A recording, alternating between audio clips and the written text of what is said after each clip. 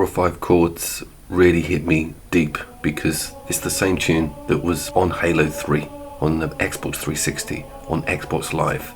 Back when I was in my 20s, it was an avalanche of a game release. It was the reason I had the machine, it was the reason I went online, and it was where me and all of my friends would hang out most nights. It was the start of the online competitive gaming landscape en masse. I know it was around with Halo 2, but we're on year 15 of these types of games making billions of pounds. Call of Duty came out and just killed Halo 3, like quite literally dead on the street. We all moved over to it, but for that couple of years, it was the happiest online gaming experience of my life.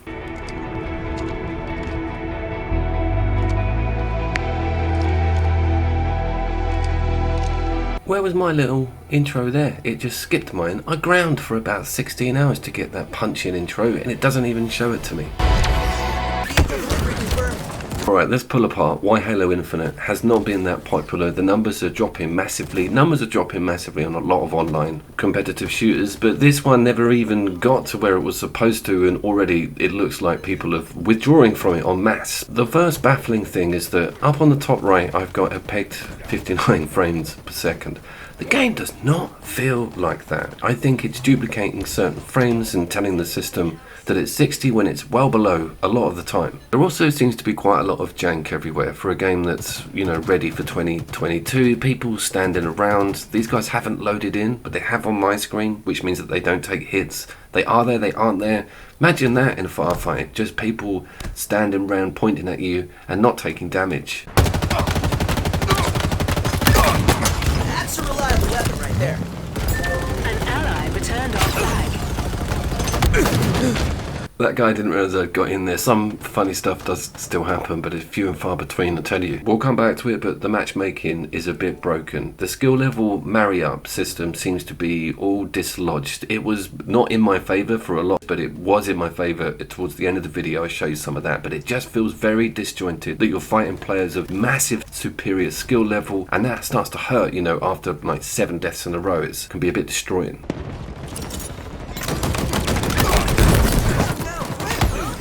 I've also had a look at some of the new modes. One of them is a bit like Capture the Flag, where you have to take these canisters back to your base for like a recharge system.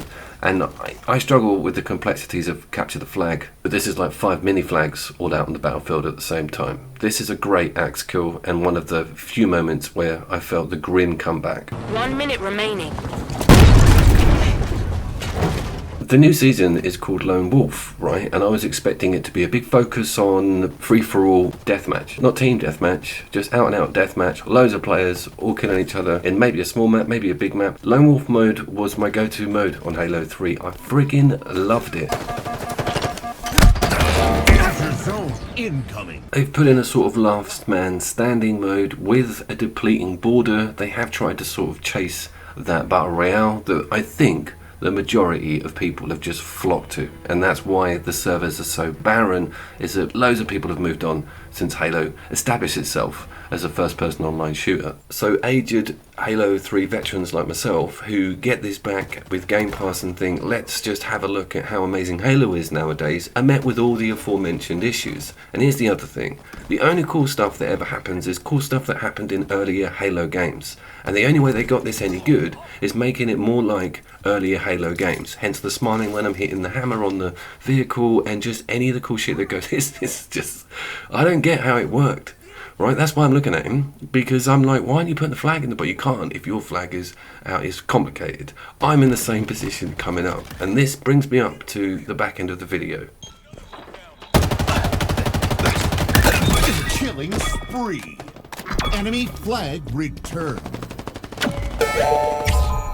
Caught myself having a massive laugh in this map and just cheesing everybody and being very annoying, and the other team were not of my skill level. The guys on mine were okay, but it was all just disjointed stuff, and so that's where you just see some of the best stuff happen, but that means it's broken. It should be an equal match between these 8 people, and I'll tell you something else, the smaller the map, these intricate little maps are really damn cool, but it only is cool because it reminds me of Halo 3. Some absolutely amazing teabag punishment coming up here.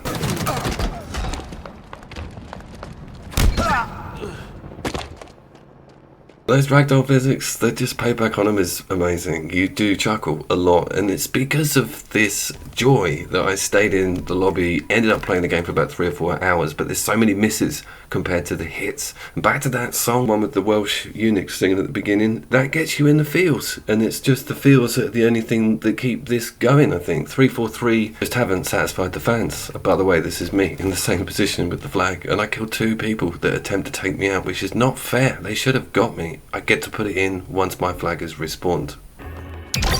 Flag captured. It's not rocket science, Coop. Talking of rocket science, the progression system is absolutely ridiculous. If you don't want to have to give this game a battle pass payoff or, little incremental microtransactions here and there, nothing is going to happen. You might even get one armor differential or maybe a change in skin color. It's a desert. Halfway to victory.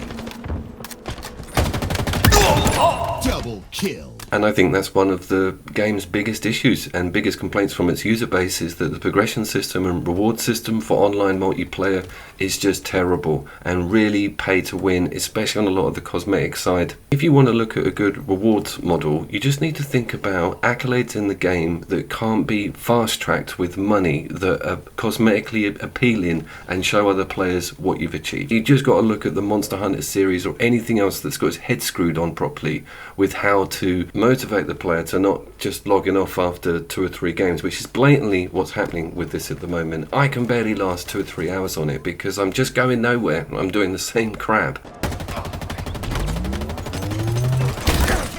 Was Halo 3 as good as it gets? Am I just a whiny old man? Put something in the comments and cheer me up. If you're dead!